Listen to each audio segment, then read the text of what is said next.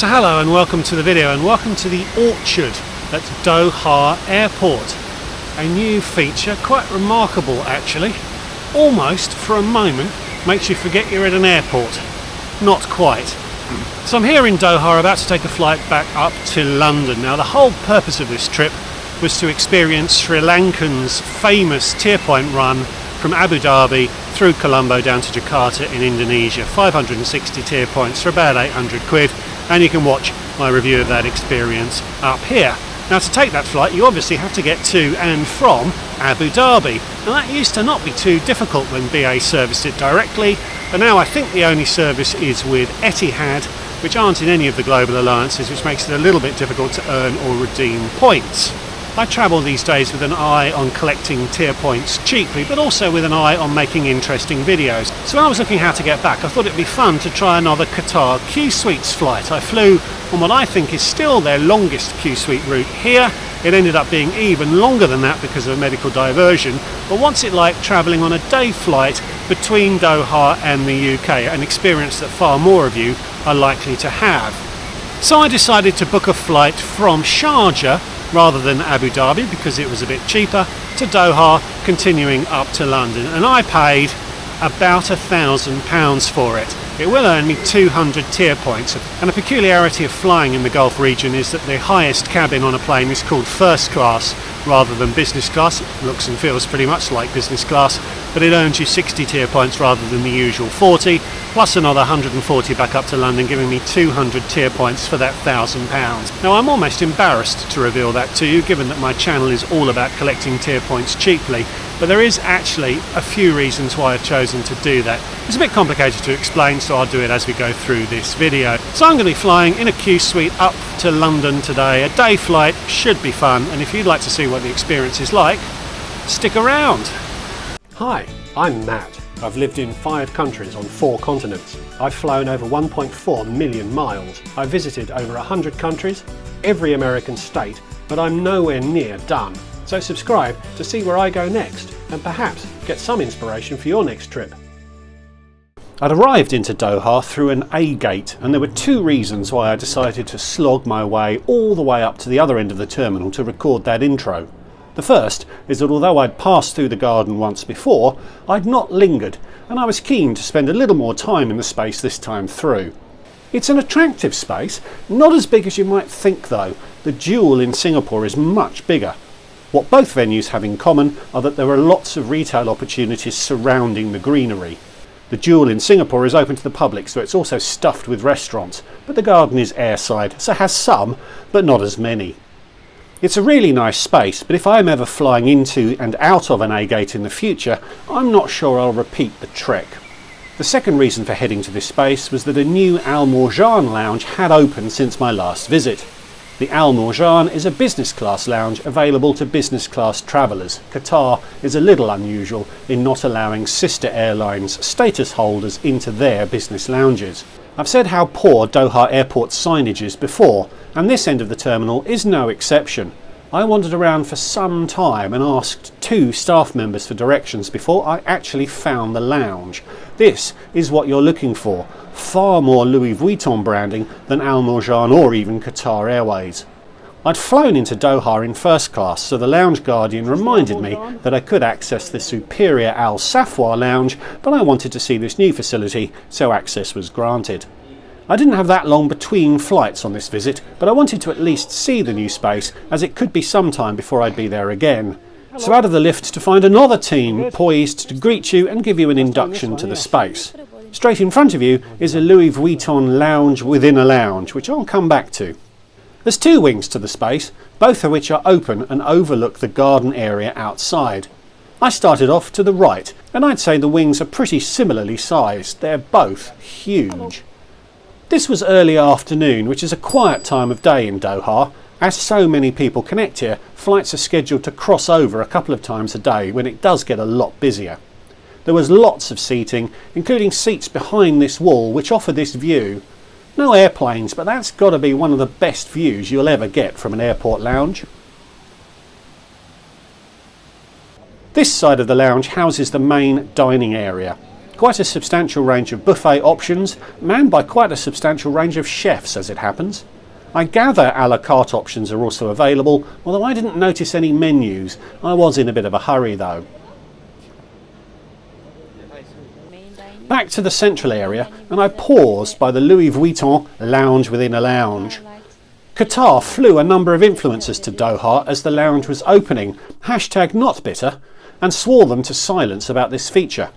Many of them loyally reported that something truly seismic was waiting for you when this lounge opened, and it turns out that this was it.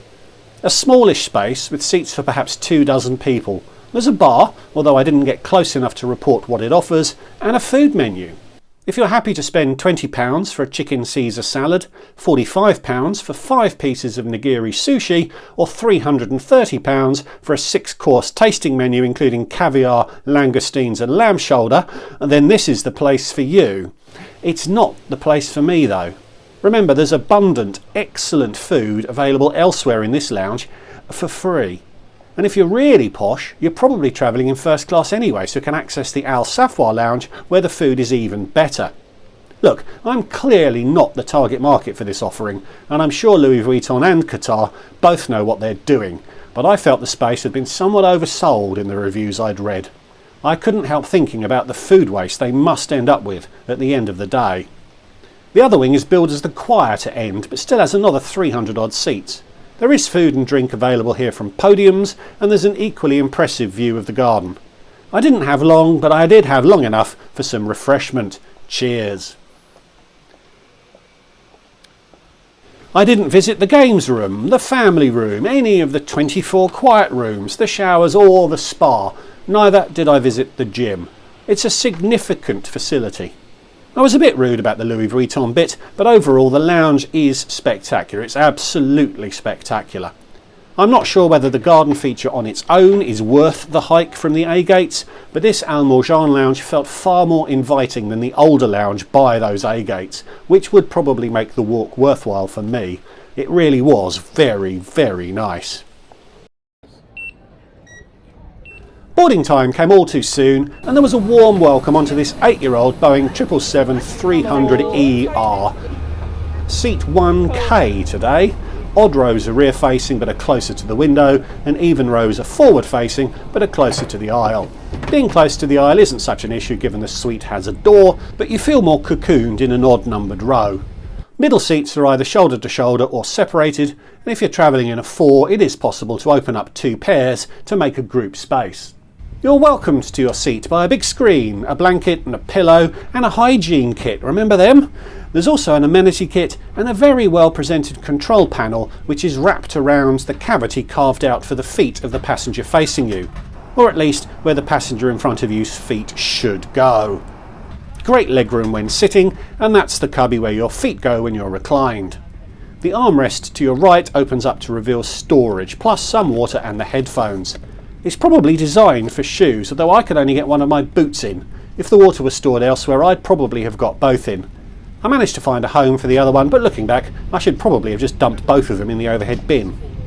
The table in front of you is large, perhaps a bit too large actually, as it does stick out a bit in the retracted position.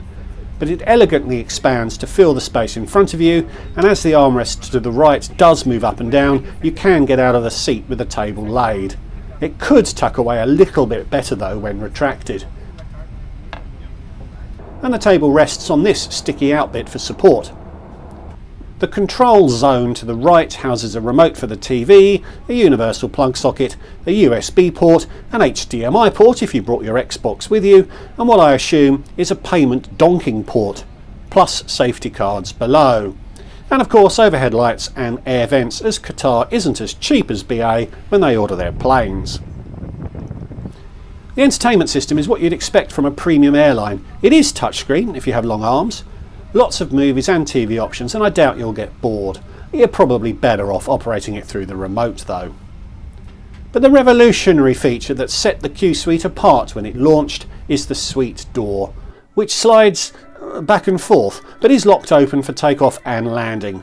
There's good privacy even with the door open, but even more when it's closed. People can still look over as they walk past, particularly if they're tall, but it is a huge selling point of this product. The amenity kit broke out into 3 potions, some aftershave, earplugs, an eye mask and some socks, Diptyque branded, and I have to say I am quite a fan of the aftershave. A glass of champagne was duly delivered, accompanied by a cold towel and menus, one for the food and the other for all of the haram alcohol that some passengers may not want to know about. I'll share the details later. We pushed back pretty much bang on time. Qatar seems to have a different safety video every time I fly with them, but we were quickly up.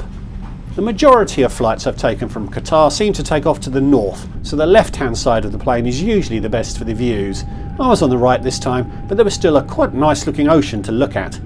We did clip the coast of Qatar a few minutes later, so I did get a glimpse of the interior of the country.